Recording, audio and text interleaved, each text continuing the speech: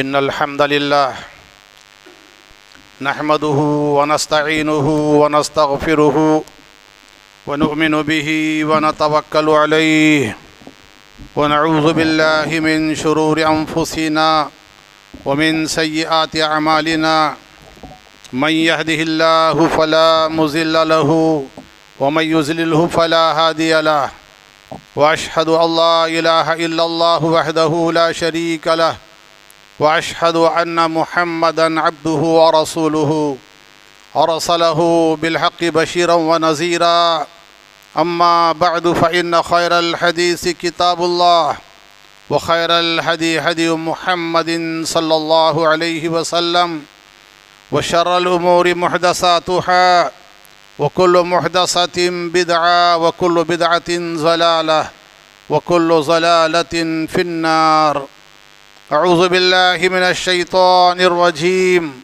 بسم الله الرحمن الرحيم إن الله يأمركم أن تودوا الأمانات إلى أهلها وإذا حكمتم بين الناس أن تحكموا بالعدل إن الله نعم ما يعظكم به إن الله كان سميعا بصيرا۔ ہر قسم کی تعریف اس اللہ رب العالمین کے لیے لائق و سزاوار ہے جو ہمارا خالق ہے، رازق ہے اور ہماری دعاؤں کا سننے والا ہے، مصیبتوں پریشانیوں میں کام آنے والا ہے۔ بے حساب بے شمار درود و سلام ہو رحمت للعالمین سید المرسلین جناب محمد الرسول اللہ صلی اللہ علیہ وآلہ وسلم پر۔ برادران اسلام، خطبہ مسنونہ کے بعد میں نے آپ حضرات کے آگے جو آیت کریمہ تلاوت کی ہے، یہ آیت کریمہ سورہ نساء کی 58ویں آیت کریمہ ہے۔ اللہ رب العالمین نے اس آیت کریمہ میں ارشاد فرمایا ان اللہ یأمرکم بہ ان اللہ یأمرکم ان تودوا الامانات الی اہلہا۔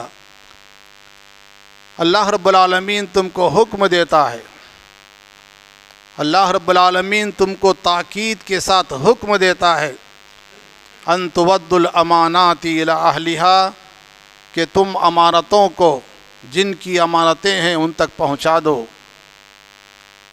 حضرات، دنیا میں جتنے انبیاء اللہ رب العالمین نے بھیجے، وہ تمام انبیاء اللہ رب العالمین کی تعلیمات کو انسانوں کی ہمدردی اور خیرخواہی کے ساتھ پوری امانت داری کے ساتھ پہنچا دیا۔ اللہ رب العالمین نے حضرت نوح کے بارے میں فرمایا کہ نوح علیہ السلام نے کہا یا قوم اعبدوا اللہ ما لکم من الہ غیرہ، لوگو تم ایک اللہ کی عبادت کرو، اس کے سوا تمہارا کوئی معبود نہیں۔ پھر انہوں نے کہا انی لکم ناصح امین، میں تمہارا امانت دار خیر خواہ ہوں۔ اسی طرح حضرت ہود علیہ السلام نے بھی کہا، اور آپ جانتے ہیں کہ جناب محمد الرسول اللہ صلی اللہ علیہ وسلم نبوت سے پہلے، رسالت سے پہلے لوگوں میں معروف تھے، مشہور تھے امین اور صادق کے نام سے۔ صادق یعنی آپ سے بڑا سچا کوئی عرب میں نہیں تھا، امین امانت دار، آپ سے زیادہ کوئی امانت دار عرب میں نہیں تھا۔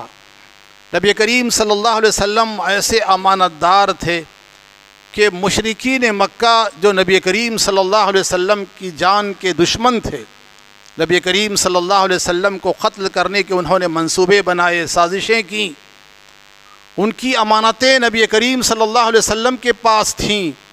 نبی کریم جناب محمد الرسول اللہ صلی اللہ علیہ وسلم کے بارے میں ان کو یہ پورا یقین تھا کہ نبی کریم صلی اللہ علیہ وسلم کے پاس جو ہماری امانتیں ہیں وہ کبھی ضائع نہیں ہوں گی، ہماری امانتیں کبھی ضائع نہیں ہوں گی۔ اس لیے نبی کریم صلی اللہ علیہ وسلم کے قتل کا جب مشورہ ہوا تو بہت سی امانتیں لوگوں کی نبی کریم صلی اللہ علیہ وسلم کے پاس تھیں۔ اللہ کے نبی صلی اللہ علیہ وسلم نے حضرت علی رضی اللہ تعالیٰ عنہ کو ہدایت دی۔ اللہ کے نبی صلی اللہ علیہ وسلم سے کہا کہ میرے جانے کے بعد سارے لوگوں کی امانتیں واپس کر کے تم مدینہ آ جاؤ۔ حضرت علی رضی اللہ تعالیٰ عنہ نے نبی کریم صلی اللہ علیہ وسلم کے مدینہ ہجرت کرنے کے بعد لوگوں کی ساری امانتیں پہنچا کر کے پھر وہ مدینہ منورہ پہنچے۔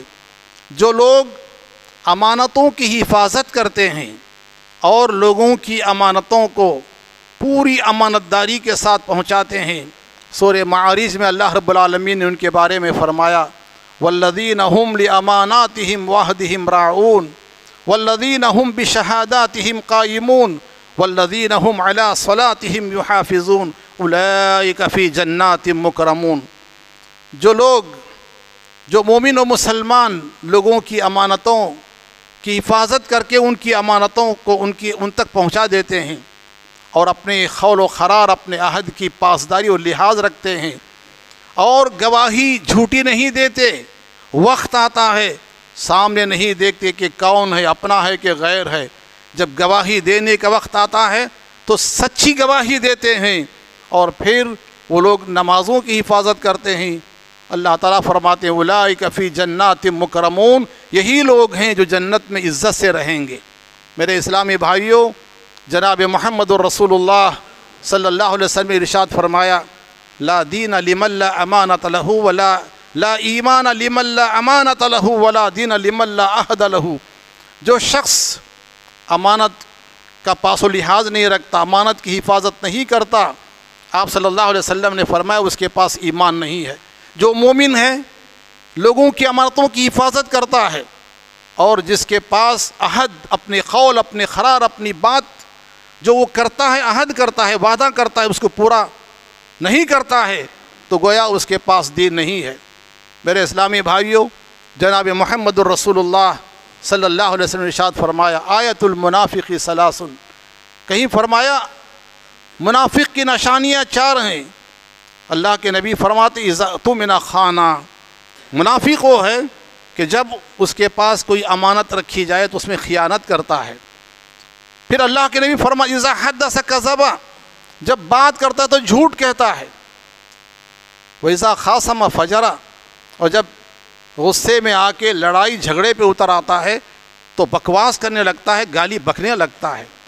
پھر آگے امام مسلم لکھتے ہیں وَإِن صَامَ وَإِن صَلَّى وَصَامَ، اگرچہ کہ وہ نماز پڑھتا ہے، روزہ رکھتا ہے، وَزَعْمَ أَنَّهُ مُسْلِمٌ، اور یہ سمجھتا ہے کہ میں مسلمان ہوں، نماز پڑھتا ہے، روزہ رکھتا ہے اور سمجھتا ہے کہ میں مسلمان ہوں، لیکن امانت میں خیانت کرتا ہے۔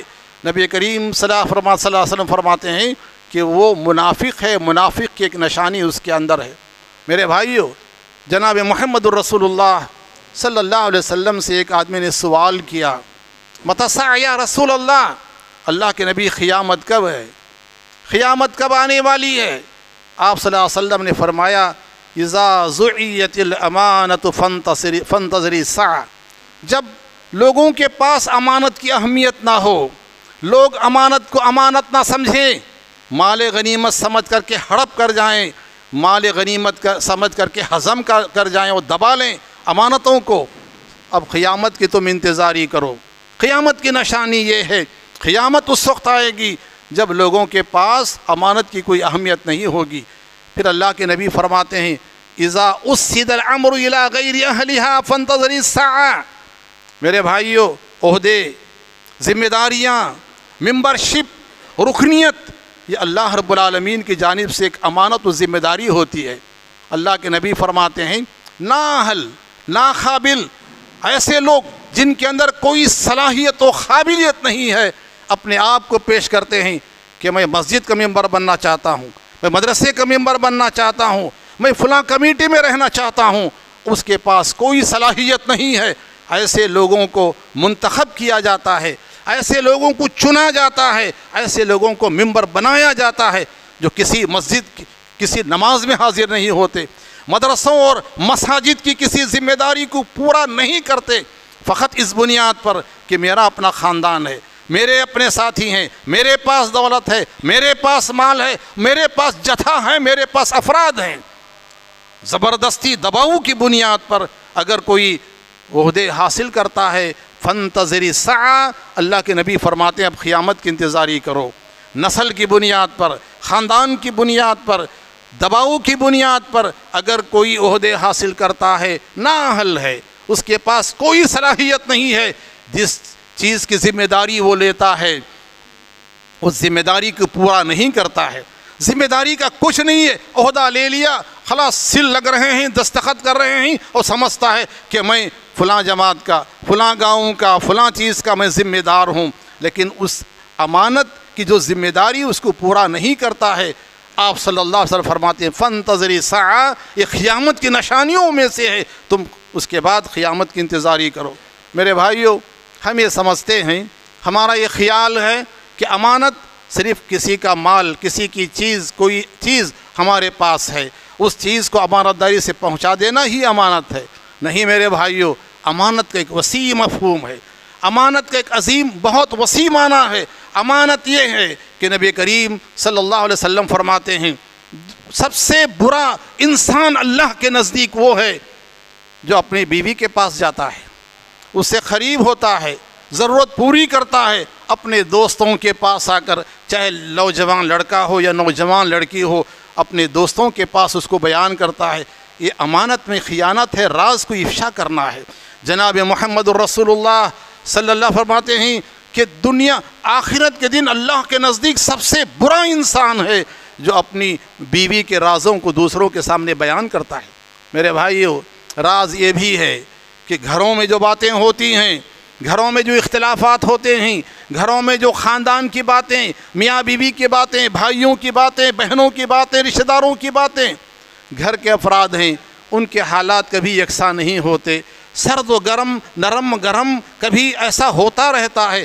گھر کی باتوں کو دوسروں کے سامنے لے جا کے بیان کرنا، میرے بھائیوں، یہ بھی امانت میں خیانت ہے۔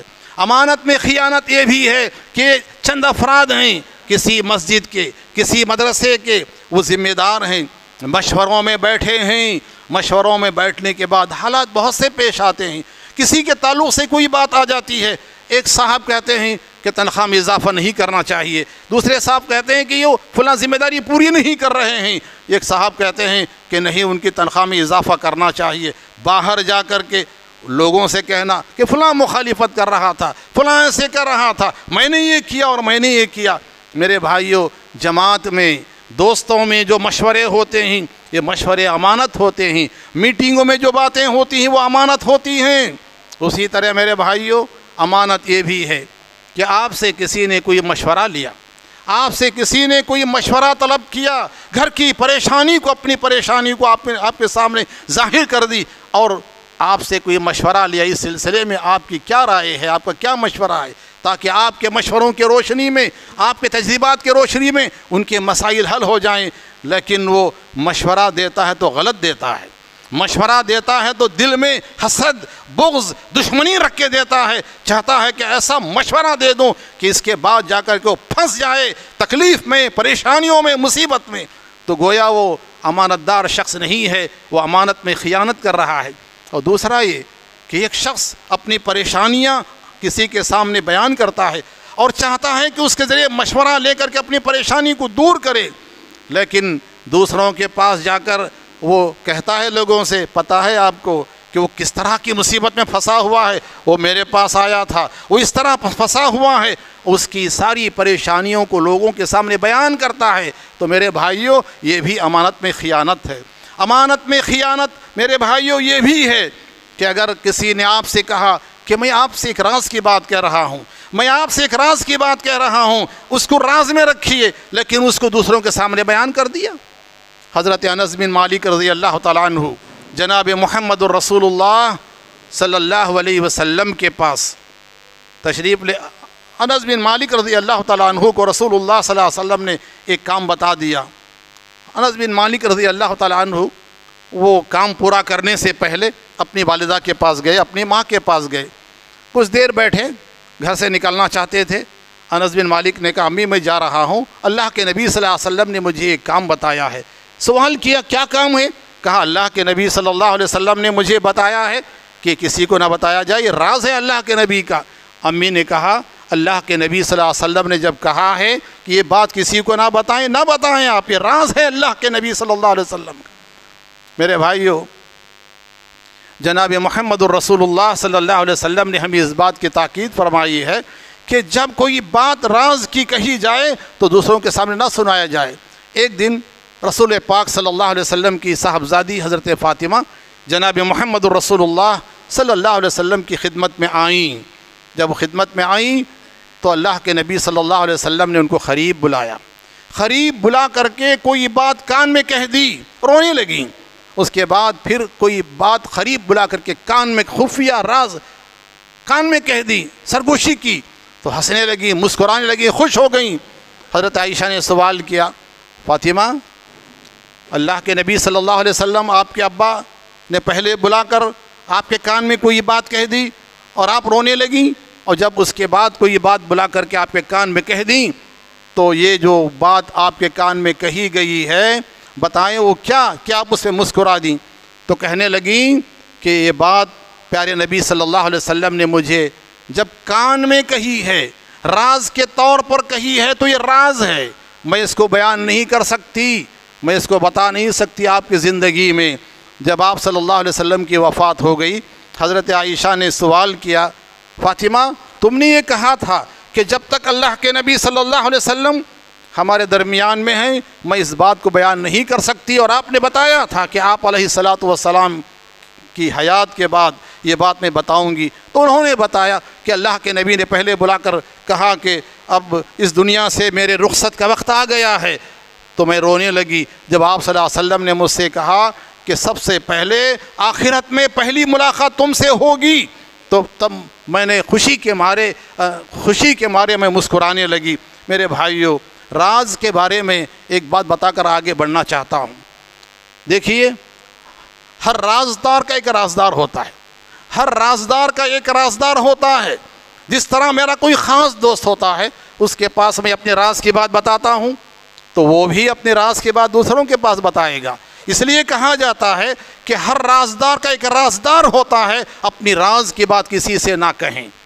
اللہ رب العالمین سے دعا کریں، اللہ رب العالمین آپ کی پریشانیوں کو دور کرے گا۔ یہ الگ بات ہے کہ آپ کی کوئی پریشانی ہے، آپ کے خاندان کے جو بڑے بزرگ ہیں، والد ہیں، دادا ہیں، والدہ ہیں، آپ کی بڑی آپا ہیں، کوئی تجربہ کار ہیں، تو ان کے سامنے پیش کر کے آپ مشورہ طلب کر سکتے ہیں۔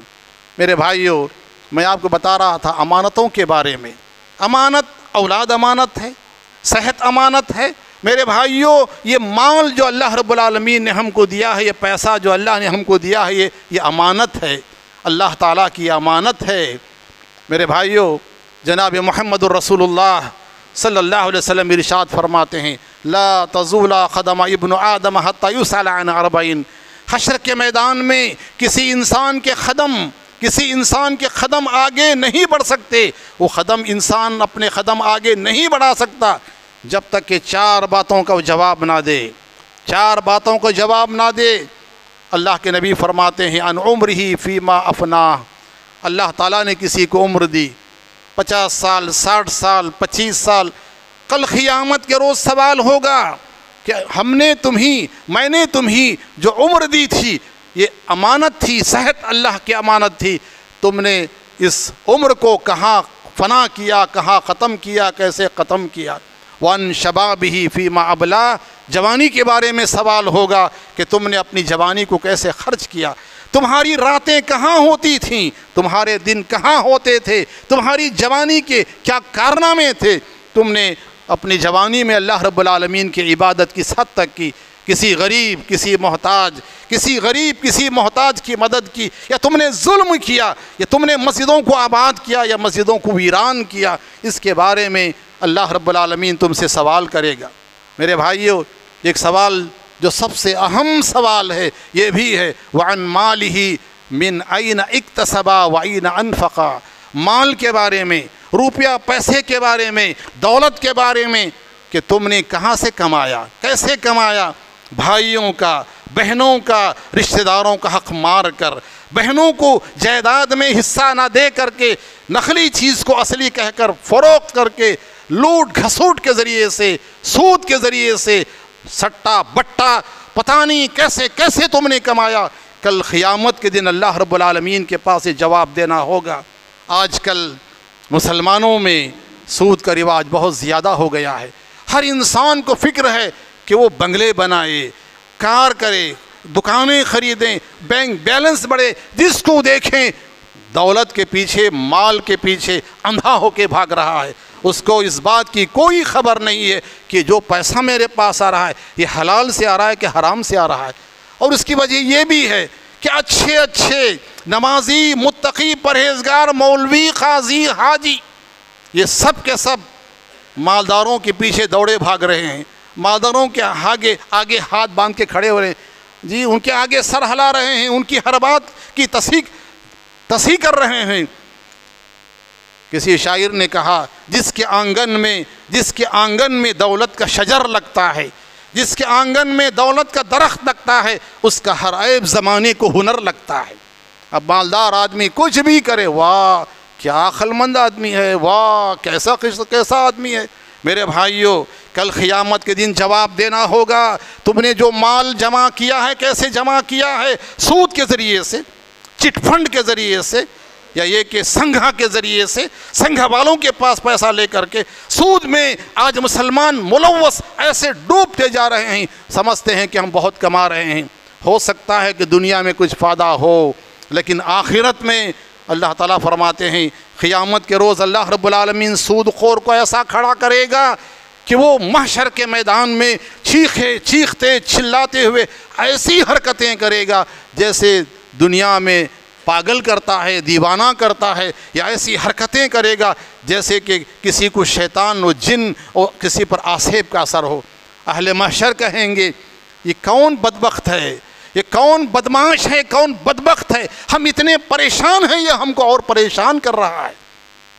میرے اسلامی بھائیوں، جناب محمد الرسول اللہ صلی اللہ علیہ وسلم نے فرمایا کہ اللہ رب العالمین کی لعنت ہے سود کھانے والے پر، سود کھلانے والے پر، سود کھانے والے پر، سود کھلانے والے پر، لینے والے پر، دینے والے پر، ضامن بننے والے پر، حساب لکھنے والے پر، اس کے لیے مکان دینے والے پر۔ اللہ کے نبی صلی اللہ علیہ وسلم نے گواہ بننے والے پر، ضامن بننے والے پر، سب پہ اللہ کے نبی نے فرمایا لعنت ہے۔ لعنت کا مطلب کیا ہے؟ لعنت کا مطلب یہ ہے کہ وہ اللہ تعالیٰ کی رحمت سے دور ہے، اللہ تعالیٰ کی رحمت سے دور ہے۔ سود کے بارے میں اتنا سن لیجئے اور آپ سنبھل جائیے۔ اللہ کے نبی فرماتے ہیں سود کا جو سب سے چھوٹا گناہ ہو سکتا ہے وہ ایسا ہے گویا کہ سود کھانے والا، سود لینے والا اپنی ماں کے ساتھ منہ برا کر رہا، منہ کالا کر رہا ہے، اپنی ماں کے ساتھ زنا کر رہا ہے اور اپنے ماں کے ساتھ بدکاری کر رہا ہے۔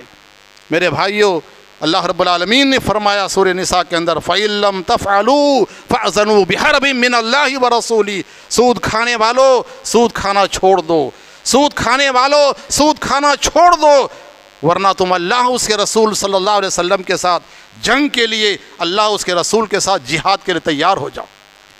اللہ کے ساتھ جنگ کے لیے، اللہ کے ساتھ جہاد، اللہ کے ساتھ جنگ کے لیے تم تیار ہو جاؤ۔ کتنی بڑی وعید ہے، کتنی سخت دھمکی ہے۔ اللہ رب العالمین فرماتے ہیں فَإِن لَّمْ تَفْعَلُوا فَأْذَنُوا بِحَرْبٍ مِّنَ اللَّهِ وَرَسُولِهِ، اگر تم نے سودی لین دین، سودی کاروبار، سود میں وٹنس دینا، سود کھانا، سود لینا نہیں چھوڑا، اللہ اس کے رسول کے ساتھ جنگ کے لیے تیار ہو جاؤ۔ کوئی ہے جو اللہ اس کے رسول صلی اللہ علیہ وسلم کے ساتھ جنگ کر کے کامیاب ہو سکتا ہو؟ میرے بھائیوں، آج ہمارے سامنے صرف یہ کہ ہم چاہتے ہیں کہ ہمارے پاس پیسہ ہو، یہ پیسہ، یہ دولت، یہ روپیہ، یہ سب چیزیں جس کے لیے ہم حرام حلال کی تمیز کے بغیر جمع کر رہے ہیں، یہ سب چھوڑ کر ہم کو جانا ہے، یہ سب چھوڑ کر جانا ہے۔ میرے بھائیوں، اللہ کے نبی نے کیا فرمایا؟ انسان کہتا ہے کہ میرا مال، یقول ابن آدم مالی و مالی، بنی آدم انسان کہتا ہے یہ میرا مال، یہ دیکھو میں نے 4 میری دکانیں ہیں، یہ دیکھو یہ میرے بنگلے ہیں، یہ دیکھو میرے کھیت ہیں۔ لوگ بہت شان سے کہتے ہیں کہ میں نے 5 کروڑ میں فلاں کھیت خریدے، میں نے اتنے کروڑ میں وہاں اتنا بڑا بنگلہ خریدا۔ اللہ کے نبی فرماتے ہیں یقول ابن آدم مالی مالی، ابن آدم کہتا ہے کہ میرا مال میرا مال۔ اے نا ابن آدم مالک، اے بنی آدم، اے اولاد کے بیٹو، تمہارا مال کہاں ہے؟ تم نے جو کھایا وہ تمہارا مال، تم نے پہن کے جو پرانا کیا وہ تمہارا مال، تم نے جو صدقہ کیا اللہ کے راہ میں دیا وہ تمہارا مال، تم نے اللہ کی راہ میں دیا وہ تمہارا مال۔ یہاں چند باتوں کی وضاحت کر کے آگے بڑھنا چاہتا ہوں۔ میرے بھائیوں، یہ مال جس کے بارے میں اللہ کے نبی فرماتے ہیں تمہارا مال کون سا ہے؟ جو تم صدقہ کرتے ہو۔ باہر کھڑے ہوئے مسلمان عورتیں جو اپنے بچوں کو لے کر کھڑی رہتی ہیں، برقعے میں رہتی ہیں، ان کو دیکھ کر تم سمجھتے ہو کہ تم نیکی کر رہے ہو، تم صدقہ خیرات کر رہے ہو۔ سنبھل کر، سوچ کر تمہارا پیسہ کہاں خرچ کرنا ہے۔ اللہ کے نبی فرماتے ہیں کہ مال کیسے کمایا، کہاں خرچ کیا، اپنے مال کے بارے میں سوچ سمجھ کر خرچ کرو۔ آپ مسلمان عورتوں کو دیکھ کر بھکاری بنانا چاہتے ہو، مسلمان خواتین کو دیکھ کر تم بھیک مانگنے والی بنانا چاہتے ہو۔ آج گھروں میں کام کرنے والیاں نہیں مل رہی ہیں، نصیحت کرو ان کو، سمجھاؤ ان کو کہ اماں تم بھیک مانگ کر مسلمانوں کو بدنام نہ کرو، بھیک مانگ کر اسلام کو بدنام نہ کرو۔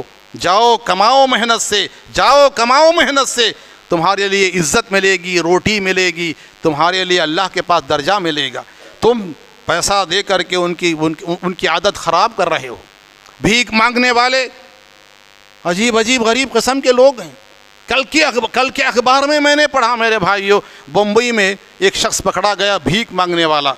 پتہ ہے آپ کو 22 کروڑ کا اس کا بنگلہ ہے، 22 کروڑ کا بنگلہ ہے اس کا۔ اس نے بہت سے بچوں کو، بہت سے عورتوں کو، اندھے، لنگڑے، لولے، ان کے ہاتھ پیر کاٹ کر ان کے چہروں پہ داغ لگا کر بھیانک چہرہ بنا کر کے بھیک مانگنے پر لگایا ہے۔ یہ بہت بڑا گینگ ہے، بہت بڑا مافیا ہے بھیک مانگنے والوں کا۔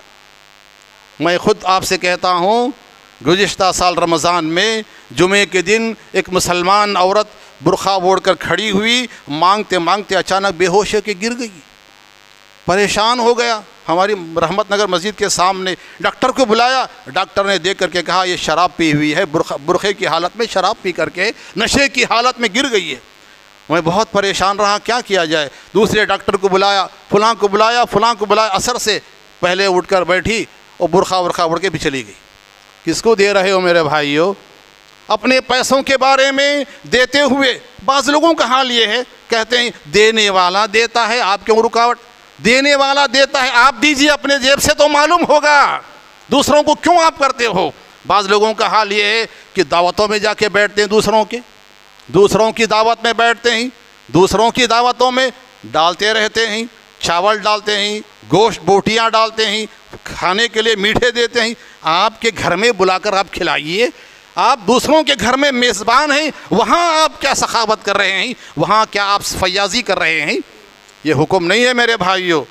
آپ کو چاہیے کہ رمضان ہو کہ غیر رمضان ہو، جمعہ ہو کہ غیر جمعہ ہو، ہر غیرے کو نہ دیجیے۔ میرے بھائیوں، ایک عورت آئی، کھڑی ہوئی مسجد کے سامنے مانگنے کے لیے، لڑکی اردو بول رہی تھی۔ مجھے اندیشہ ہوا کہ مسلمان نہیں ہے۔ میں نے پوچھا اردو اچھا بولے، تم کون، تیرا نام کیا ہے؟ تو اس کا نام غیر اسلامی تھا۔ میں نے پوچھا تم اردو بولتی؟ مجھے اردو بولنا آتا ہے، میں مسلمان نہیں ہوں۔ میرے بھائیوں، کل کے اخبار میں آیا ہے کہ پہلی صف میں ایک شخص ہے، مانگنے والوں کو آپ نے دیکھا ہوگا، جو ہمیشہ مانگتے ہیں، ان کی کوئی پریشانی نہیں ہوتی، سلام پھیرتے ہی نہ استغفر اللہ، نہ سبحان اللہ، نہ اللہ اکبر۔ ابھی آپ اللہ اکبر بھی نہیں کھڑے ہوتے۔ بھائیوں میں غریب ہوں، مدد کیجئے، فلاں کیجئے۔ میرے بھائیوں، یہ جو پیشہ ور مانگنے والے ہیں، ان کو اپنا پیسہ دے کر کے آپ نہ سمجھیں کہ آپ کو نیکی ملے گی۔ دیکھیے کہاں خرچ کریں آپ، کہاں خرچ کرنا ہے آپ کو۔ ہماری اپنی صفوں میں، ہماری اپنی جماعت میں، ہمارے اپنے مصلیوں میں، ہماری اپنی مسجد میں آپ دیکھیے کون کمزور ہے، کون غریب ہے، کون ہے جس کے چھوٹے بچے ہیں، اس کا کوئی پرسان حال نہیں ہے۔ چپکے سے آپ اس کو اس کے ہاتھ میں تھما دیجئے۔ کیا آپ کے دائیں ہاتھ سے آپ نے دیا، آپ کے بائیں ہاتھ کو نہیں معلوم ہوا؟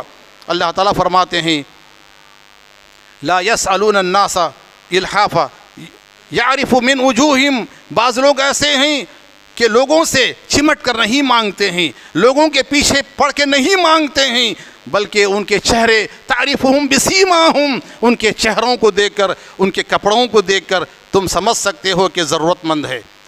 لوگوں کے پیچھے پڑ کر چمٹ کر نہیں مانگتے، ایسے لوگوں کو اپنا مال دیجئے اور اللہ سے امید رکھیے کہ انشاءاللہ اللہ تعالیٰ کے ہاں آپ کو اجر ملے گا۔ میرے بھائیوں، یہ بھی ایک عجیب بات ہے، یہ بھی عجیب تماشا ہے۔ باہر کے لوگ آتے ہیں ہر پنلی کو میٹھی باتیں کر کے، چڑھا بڑھا کر کے آپ سے پیسہ لے کے جاتے ہیں مختلف کاموں کے لیے، لیکن آپ کی مسجد محروم ہے، آپ کی مسجد محروم ہے، آپ کا ہاتھ یہاں نہیں کھلتا۔ نام کے لیے، رشتہ داری کی بنیاد پر، تعلقات کی بنیاد پر، تجارتی تعلقات کی بنیاد پر، رشتہ داری کی بنیاد پر، دوستی کی بنیاد پر بڑی بڑی رقمیں نکال کر تم دے دیتے ہو۔ میرے بھائیو، اللہ نیت کو دیکھتا ہے، تم نے کس نیت سے دی ہے۔ رشتہ داری کو سمجھ کر نہ دوں گا تو یہ ناراض ہو جائے گا۔ اگر آپ نے ایسا دیا ہے اجر سے محروم ہے، اجر نہیں ملے گا۔